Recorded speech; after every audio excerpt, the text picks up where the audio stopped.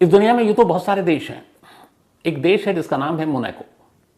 Monaco इसलिए मशहूर है क्योंकि एक तो ये दुनिया का दूसरा सबसे छोटा देश है। जो इटली में वेटिकन सिटी है जहाँ पोप रहते हैं, उसे कहते हैं दुनिया का सबसे छोटा देश। और उस वेटिकन सिटी के बाद अगर दुनिया का सबसे कोई छोटा देश है तो मोनाको। अब छोटा देश कितना बड़ा, तो अंदाज़ा लगा लीजिए कि लगभग 2 किलोमीटर के दायरे में बसा हुआ है ये देश। सिर्फ 2 किलोमीटर। 2 किलोमीटर के दायरे में करीब 42-43 हज़ार 40 से 43,000 के बीच पॉपुलेशन, यानी 40,000 से 43,000 लोगों की आबादी। इससे 3 गुना तो कल अहमदाबाद के स्टेडियम में थे। तो 42-43 हज़ार की पॉपुलेशन, 2 किलोमीटर का एरिया, और उस एरिया में बसा हुआ ये मोनाको। लेकिन ये छोटा होने के बावजूद बहुत बड़ी कमाल का बड़ा देश है। क्यों? दुनिया की जितनी नामचीन हस्तियां हैं, बड़े बड़े लोग, बड़े बड़े सेलिब्रिटी, स्टार, शाही परिवार, ये सब छुट्टियां मनाने इसी मोनाको में जाते हैं, 2 किलोमीटर के एरिया में जो फैला हुआ है। उसकी वजह क्यों? एक तो मोनाको, ये एक तरफ इसकी इटली और एक तरफ फ्रांस, दोनों सरहदें लगती हैं, और बीच में ये 2 किलोमीटर का एक आज़ाद देश जहां राजशाही है। तो मोनाको की खासियत ये है, एक तो ये टैक्स हेवन है, जैसे स्विस बैंक के बारे में। नंबर 2, जो बड़े बड़े लोग आते हैं वहाँ उन्होंने अपने बड़े बड़े बंगले बना रखे हैं। साल में 1-2 महीने आते हैं, छुट्टियाँ मनाते हैं और चले जाते हैं। इस मोनाको की खासियत यह है कि यहाँ एक मैन मेड बीच है समंदर का, बेहतरीन कैसीनो है, यहाँ पे डिज़ाइनर शॉपिंग है, खूबसूरत बार्स हैं, शॉपिंग कॉम्प्लेक्स है। तो ये सारी चीज़ें छुट्टियाँ मनाने के लिए एक आइडियल जगह मोनाको। तो इसीलिए दुनिया के तमाम रईस यहाँ पर जाते हैं और कहते हैं ये जो मोनाको 42-43 हज़ार मैंने बताया आपको आबादी, इसमें से ज़्यादातर अरबपति हैं, जो वहाँ के सिटीजन हैं, जो रहते हैं, जो उनके स्टाफ हैं, बाकी लोग हैं, वो भी लखपति से कम नहीं है। तो अमीरों का देश ये खुद ही है, जहाँ सारे अरबपति रहते हैं। तो इसी मोनाको की कहानी है। कहानी 31 साल पुरानी है। 1990 आते आते मोनाको में, चूँकि एक मोनाको देश के तौर पर लोगों की नज़रों में था, बड़े बड़े लोग आते थे, तो वहाँ के एडमिनिस्ट्रेशन प्रशासन ने यह तय किया कि क्यों ना, जो बहुत सारे लोग यहाँ छुट्टियाँ मनाने आते हैं, बंगला लेकर रहते हैं, 1-1 महीना 2-2 महीना चले जाते हैं, तो एक तो इनके लिए टैक्स हेवन ही है। साथ ही जब वो आएँ तो अपने पैसे, जेवर, ये सब रखने के लिए कोई एक ऐसा मजबूत और बेहद सेफ बैंक होना चाहिए। और उस बैंक में एक नॉमिनल चार्ज फीस के बदले में उनकी सारी अमानतें सुरक्षित रहेंगी। तमाम अरबपतियों से, बाकी लोगों से बातचीत की हुई, तो उन्हें भी लगा कि ये ठीक है, सेफ़ है। हालांकि वो बड़ा सेफ कंट्री है अपने आप में। तो बातचीत रंग लाई। उसके बाद यह हुआ कि एक बैंक बनाया जाए मोनाको में, और उस बैंक में तमाम अमीर हस्तियां जो आती हैं वो अपने कीमती गहने, पैसे उसमें रखें और बदले में थोड़ी सी फीस उनसे ली जाएगी, वरना इधर उधर कहाँ लेके भटकते रहेंगे। अब चूँकि दुनिया के सारे रईस लोग वहाँ आते हैं, बड़े बड़े सेलिब्रिटी, हॉलीवुड स्टार, तो बहुत सारे पैसे और सारी कीमती चीज़ें भी होंगी। तो बात तय हो गई। इसके बाद 1990 में एक 5 एकड़ के एरिया में एक ज़मीन पर एक बिल्डिंग बनी, बहुत ही खूबसूरत, बहुत ही मजबूत, बहुत ही सुरक्षित। और उसी बिल्डिंग पर खड़ा हुआ मोनाको का एक बैंक। उस बैंक का नाम रखा गया रॉयल कंसोर्टियम बैंक। तो ये रॉयल कंसोर्टियम बैंक उन लोगों के लिए जो अमीर लोग थे, वहाँ अपना सामान रख सकते थे।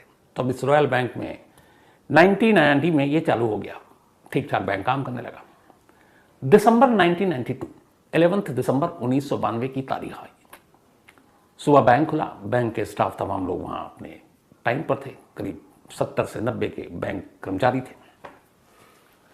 अचानक बैंक के सारे दरवाजे बंद हो गए और बाहर एक मैसेज दिया गया कि बैंक लुटेरों ने अपने कब्जे में ले लिया है। वहाँ जितने भी स्टाफ थे उन सबको बंदूक की नोक पर अपने कब्जे में ले रखा है, और उन बैंक स्टाफ के अलावा उसमें एक कस्टमर भी था, और वो कस्टमर भी अरबपति, क्योंकि उस बैंक में वही लोग जाते थे।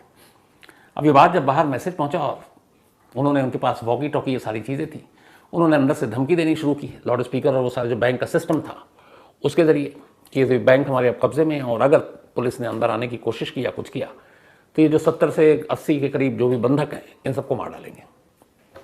अब मोनाको के लिए बड़ी अजीब चीज़ थी, सीधा साधा देश, कभी ऐसी कोई इंसिडेंट या वारदात नहीं हुई। अब हायर अथॉरिटी तक बात गई, पुलिस की सारी टीम, उनकी जो सुरक्षा एजेंसियां, सारे लोग बैंक के चारों तरफ बैंक को घेर कर खड़े हो गए। अब इस बैंक का ये था कि एक तो मेन रोड की तरफ मेन रास्ता था, एक तरफ पार्क, और बैंक के पिछले हिस्से में, वो जो पिछला हिस्सा था वो समंदर की तरफ खुलता था। वहाँ पे तमाम किनारा था एक तरह से समंदर का, तो वहाँ तमाम नाव और ये बोट वोट ये सब खड़े रहते थे बैंक के बैक साइड में। अब अब बैंक रॉबरी की खबर पूरे मोनाको में हड़कंप मच गया। अब बातचीत का दौर शुरू हुआ कि भाई आप क्या चाहते हो, क्या करते हैं। और जिस दिन ये 11 दिसंबर 1992 को ये लोग घुसे थे, तब रफली उस बैंक के अंदर करीब 10,000 करोड़ इंडियन करेंसी में था, यूएस डॉलर और यूरो में, लेकिन उसको कन्वर्ट करो इंडियन करेंसी तो 10,000 करोड़ रुपीस के कैश और ज्वेलरी, हीरे सोने के जेवरात लॉकर में रखे हुए थे। करीब करीब 80-90 लोगों के, सबसे ज़्यादा जो थे। अब बातचीत का दौर शुरू हुआ, क्या चाहते हो, क्या करते हो। तो एक दो लोगों ने बात की, भाई अपना डिमांड बताओ। उन्होंने कहा कि नहीं, एक तो पहले आप लोग, पहले डिमांड ये कि कोई बैंक के आसपास नहीं आएगा, वरना हम एक एक कर बंदकों को मार देंगे। इस दौरान में बैंक के अंदर से वो जो सिस्टम था लाउड स्पीकर वाला, उसके अंदर से आवाज़ें आ रही लोगों के चीखने की, धमकी देने की कि बैठ जाओ, गोली मार देंगे, शूट कर देंगे। तो बाहर जब इसे ये आवाज़ आए तो और भी डर जाए। अब सारे बंदकों को एक हॉल के अंदर बंद कर दिया गया। थोड़ा वक्त बीता। अब बाहर से जो निगोशिएट कर रहे थे, एक निगोशिएटर मोनाको की, पुलिस के मोनाको के, उन्होंने कहा आप अपनी डिमांड बताओ, इन लोगों को छोड़ दो। तो उसने कहा नहीं, हम किसी एक शख्स से बात करेंगे और वो निगोशिएटर कौन होगा ये हम डिसाइड करेंगे।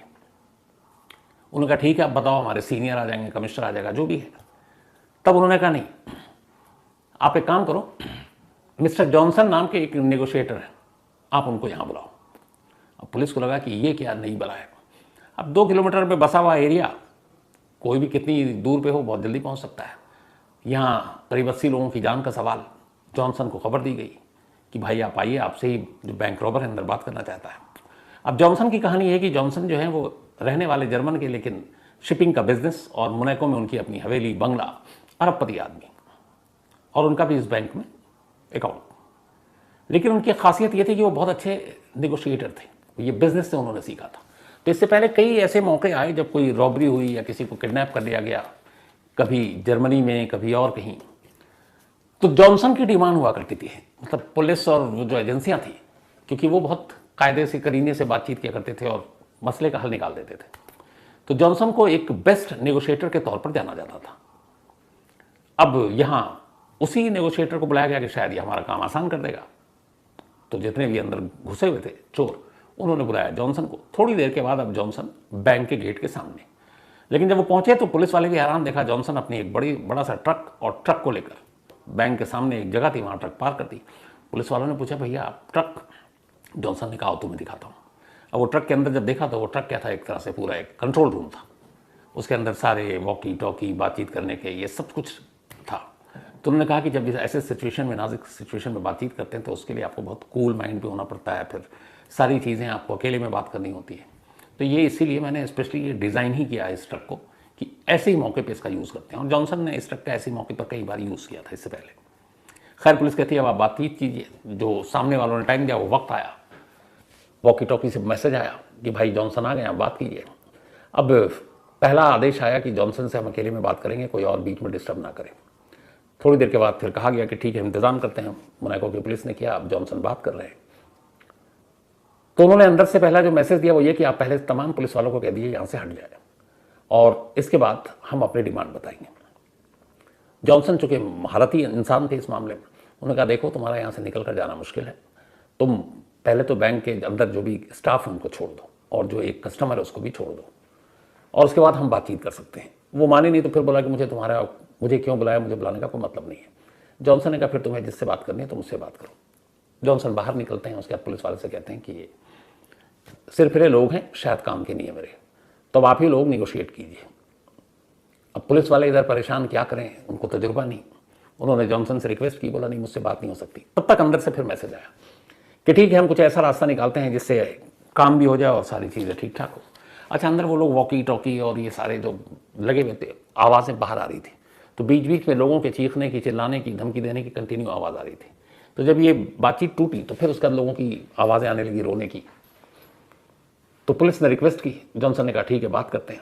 अब दोबारा जब ये बातचीत शुरू हुई तो उन्होंने अपनी डिमांड रखी। उन्होंने कहा देखो हमें कुछ नहीं चाहिए, बैंक के अंदर जो भी है मुझे उससे कोई लेना देना नहीं, हमें 100 करोड़ रुपये चाहिए, 100 करोड़, और 100 करोड़ के अलावा हमें 2 बोट चाहिए बैंक के पिछले हिस्से में, वो समंदर था, और जब हम यहाँ से निकले तो हमारा कोई पीछा ना करे, अगर आसपास एक भी कोई हुआ तो फिर हम लोगों को मार देंगे।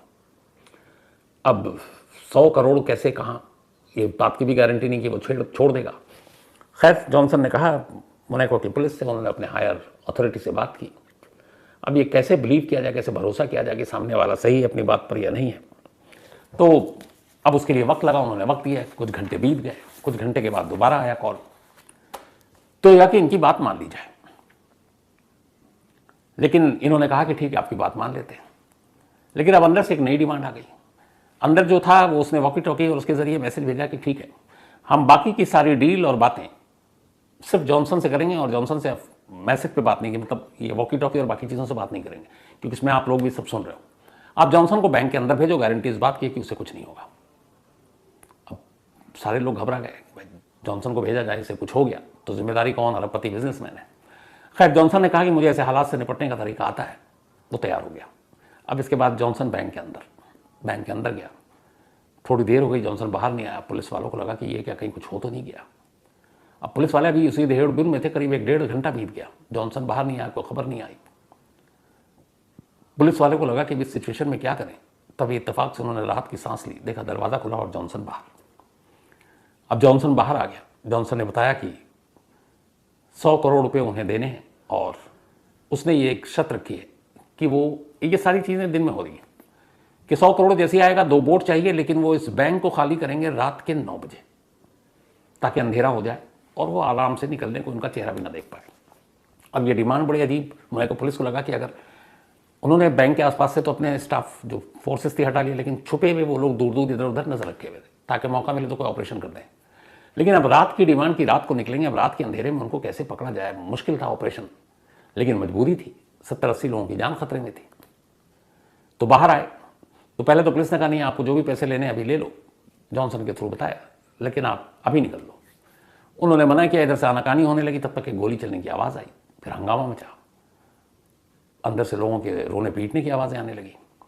पुलिस घबराई कि कहीं ऐसा ना हो कि मार दे। और ये भी था कि बहुत सारे अंदर जो लूटने के लिए गए थे उनकी तादाद 10-12 थी, जो बैंक रॉबर थे। पुलिस को लगा कि इस वक्त वो कुछ कर नहीं सकते, उनकी मांग माननी पड़ेगी। सरकार तक बात की। सरकार ने कहा ठीक है जो उनको मांग रहे हैं अब दे दो, किसी की जान खतरे में नहीं जानी चाहिए, क्योंकि ये बैंक की साख का सवाल है। 100 करोड़ का इंतजाम किया गया और ये कहा गया कि रात 9 बजे पैसे अंदर आएंगे और ये पैसे लेकर आएगा जॉनसन, और चाहे तो जॉनसन अपने साथ किसी मोनाको की पुलिस के किसी भी अफसर को साथ लेकर आ सकता है। घड़ी में 9 बजा। 100 करोड़ रुपए लेकर जॉनसन अंदर की तरफ। जॉनसन ने कहा भी कोई पुलिस अफसर मेरे साथ चलना चाहे। अब वो सब शरीफ देश के लोग, ये प्रोफेशनल, वो घबराए। उन्होंने कहा आप ही जाके बात कर लीजिए। जॉनसन अकेला अंदर गया पैसे लेकर, और उसके बाद अब पुलिस वाले इंतजार करने लगे कि एक एक करके बाहर बंधक वापस आएंगे। 10 बज गए, 11 बज गए, 12 बज गया, 1 बज गया, कोई अंदर से खबर नहीं, और पुलिस वालों के पास इंतजार करने के अलावा कुछ नहीं। सुबह 6 बजे अचानक पुलिस वालों के पास मैसेज आता है वॉकी टॉकी से। एक शख्स बड़ी दबी आवाज़ में पुलिस वालों से बात कर रहा हूँ, कहता है मेरा नाम माइकल है, मैं इसी बैंक का मुलाजिम हूँ और छुप के बात कर रहा हूँ। तो फिर उन्होंने कहा अच्छा आप बताओ। तो उसने कहा साहब जितने भी हमारे जो बैंक के कर्मचारी हैं वो सब एक हॉल में बंद हैं, और चूँकि मोबाइल है नहीं, लैंडलाइन का एक जरिया था, लैंडलाइन भी काट दिया उन्होंने, तो इसलिए मैं उन्हीं के एक वॉकी टॉकी मिल गया, मैं उससे बात कर रहा हूँ। तो उसने कहा कि अभी कहाँ पे हैं सारे रॉबर? तो उसने कहा बैंक में तो कोई रॉबर ही नहीं है। उन्होंने कहा क्या बकवास कर रहे हो? उन्होंने कहा जी सारे एक हॉल के अंदर बंद हैं, हॉल का दरवाज़ा बाहर से बंद है और कोई रॉबर नहीं है, मतलब कोई यहाँ पे। तो बोले रोने पीटने की आवाज़। उन्होंने कहा वो पता नहीं, जब शुरू में आए थे तो कोहराम मच गया। उन्होंने कहा कि जो भी हंगामा करेगा हम उसे गोली मार देंगे। बंदूकें दिखाए, कुछ लोग थे, तो चीख पुकार मच गई। उसके बाद बस इतना ही। उसके बाद उन्होंने कहा ये पिछले कई घंटों में बीच बीच में लोग चीख रहे हैं, रो रहे हैं। बोला नहीं सर ऐसा तो कुछ है नहीं, यहाँ तो अंदर सन्नाटा है। अब पुलिस वालों को माथा ठनका कि ये मामला क्या है। सुबह के 6:30 बजे जॉनसन बाहर नहीं आ रहा है, अंदर से ये कह रहा है कि कोई रॉबर नहीं है, क्या किया जाए। अब पुलिस की टीम कहती है कि नहीं, अंदर दाखिल होते हैं पूरे ऑटोमेटिक वेपन के साथ, फ्रंट गेट से। मोनाको की पुलिस, उनकी जो एजेंसियां हैं, उनके लोग एक्सपर्ट बैंक के अंदर दाखिल होते हैं। अंदर दाखिल होते हैं तो देखते हैं कि सारा बैंक खाली है, कोई स्टाफ नहीं है। एक बड़ा सा हॉल था, उस हॉल का दरवाज़ा खोलते हैं तो देखते हैं कि अंदर सारे मुलाजिम हैं। अब वो चारों तरफ ढूंढ रहे हैं कि रॉबर कहाँ है, सारे जॉनसन कहाँ है। अब बैंक के बेसमेंट में सारे लॉकर थे। अब वो बेसमेंट में पहुंचे तो देखते हैं कि बेसमेंट में एक बहुत बड़ा गड्ढा है। उस गड्ढे से पुलिस की एक टीम उतरी तो देखा कि ये पीछे समंदर के तट पर इस गड्ढे का मुंह है। मतलब वो कायदा एक सुरंग बनाया गया था। जो लॉकर थे सारे खाली हैं, तो करीब 10,000 करोड़ रुपए सब गायब। अब पुलिस वहां खड़े होकर अपना सर पीट रही है और ये सोच रही है कि ये जो पिछले करीब करीब 20-22 घंटे से इस बैंक के अंदर चल रहा था वो सपना है, क्या हकीकत है। सारी चीजें अब रिकॉल कर रहे हैं। जॉनसन तो आया नहीं, अब वो उसके ट्रक में गए, ट्रक में देखा कुछ नहीं है, कहा कि भैया एक ट्रक को हटाओ। जब ट्रक को हटाएगा तो देखा जहां पे ट्रक पार्क है उसके ठीक नीचे एक टनल है। पुलिस ने कहा ये क्या इशू है।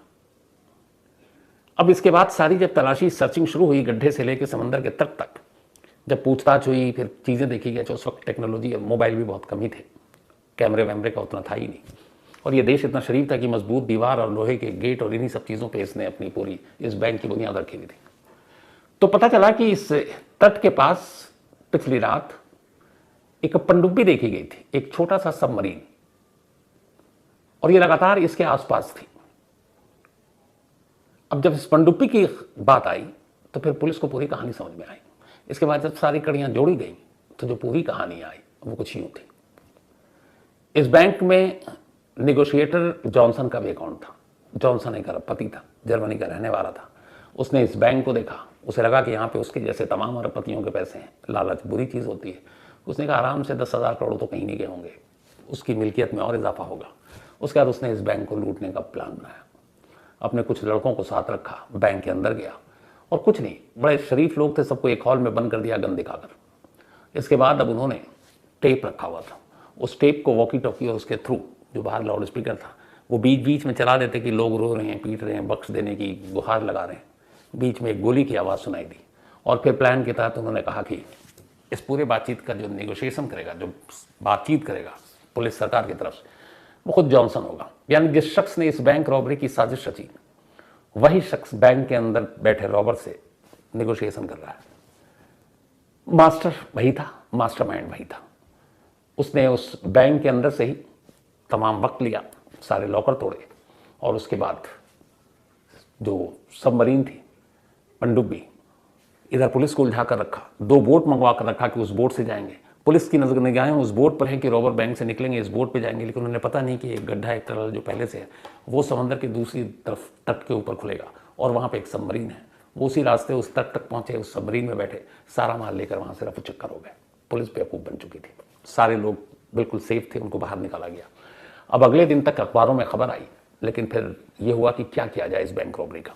तो तय हुआ कि मोनाको चूंकि एक बड़ा सेफ जगह है, टैक्स हेवन है, लोग काले धन यहाँ के रखते भी हैं, अगर ये बात पता चल गई दुनिया को तो दुनिया के अमीर लोग, रईस लोग जो यहाँ बेफिक्र होकर आते हैं छुट्टियाँ मनाने, उन पर बड़ा असर पड़ेगा इकोनॉमी का, इकोनॉमी गिर जाएगी। तो फिर यह तय हुआ कि एक झूठी कहानी सुनाई जाए, वो ये कि इस बैंक रॉबरी को सॉल्व कर लिया गया है, थोड़े बहुत पैसे लूटे गए थे वो सब रिटर्न हो गया।